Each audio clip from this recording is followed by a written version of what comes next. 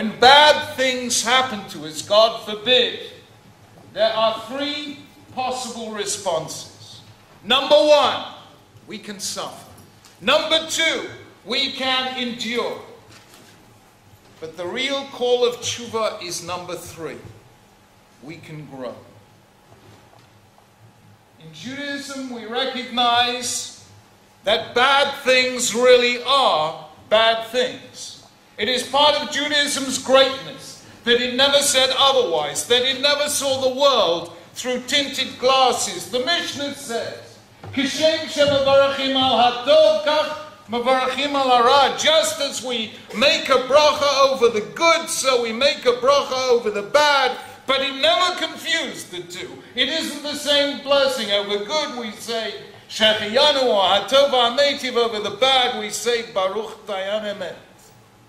We never tried to use religion to mitigate the pain of suffering and of loss. When bad things happen, we suffer. That is the first level. However, there is a second response, profoundly Jewish, which is, despite all the suffering we endure. I used to ask myself, what is the greatness of Yaakov Avinu, the third of our patriarchs? He did not do what Abraham was called to do. Leave his land, his birthplace, his father's house, and travel to an unknown destination. Number two, Yaakov was not Yitzchak, not called on to do what Yitzchak had to do. Risk his very life as a possible sacrifice. What was Yaakov's greatness? And then I thought to myself, that extraordinary answer he gives to Pharaoh when Pharaoh asks, "How old are you?" And he says, "Ma'at v'ra'im hayu yemei shnei chayai." Few and evil have been the days of my life. Of course, he was 130 years old. We should all have such few days. But I suddenly realized the depth of those words. What was Jacob's greatness? Jacob was a survivor. And his children became a nation of survivors, the greatest survivors the world have ever known. The people who survived every evil that the world could throw at them and never gave in, never gave up, never despaired. That is the second response. To survive, to endure, to keep going. But there is a third response. And this is the real response of tshuva. Almost the very first time we actually hear people doing tshuva in the Bible is when Joseph's brothers come before him in Egypt. And they don't recognize him. And things start going wrong. He starts accusing them of being spies. He takes one of them and puts him in prison. And they are left bewildered. Why is this happening? And then they say words which are, if you listen carefully, very similar to the vidui we do at the end of Selichot. Aval, truly, Ashemim anachnu, we are guilty. Al ken ba'aleinu hatzara azot. That is why this bad thing has happened to us.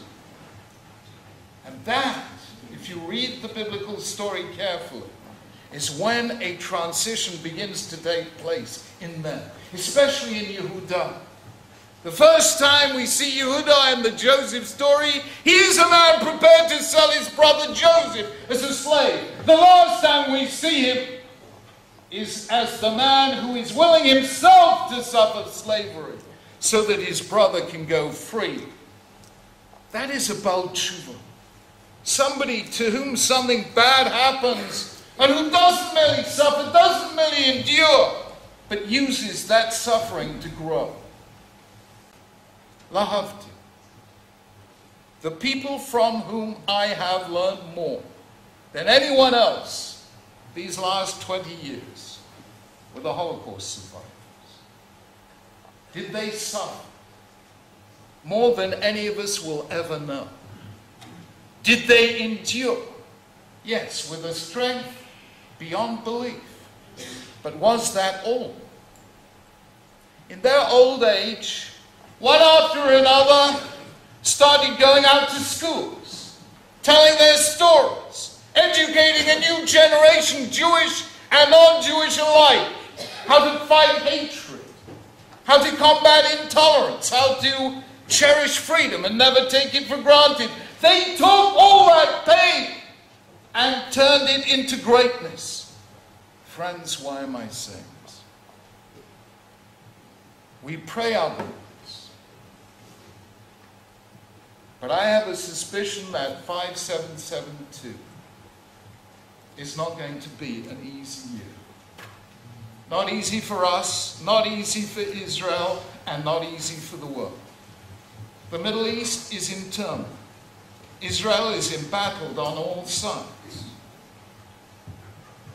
The European economy needs a refuah shalem. And I have to tell you something, as a simple piece of investment advice. When share prices are depressed and the economy is stagnant, that is the time to invest in ruchnius, in spirituality. It's got a lot more growth potential than the Gashmi. Therefore, if, God forbid, bad things happen in this coming year, let us take those bad things and use them to grow. Let us learn. Let us daven more. Let us keep more. When Israel, if Israel finds itself in difficulties, that will be the time for each of us to deepen our connection with it.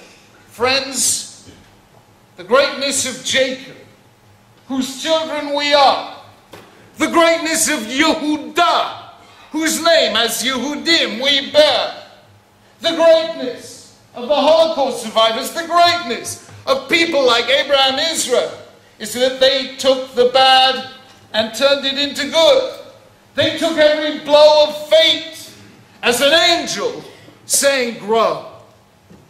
That is tshuva ilah.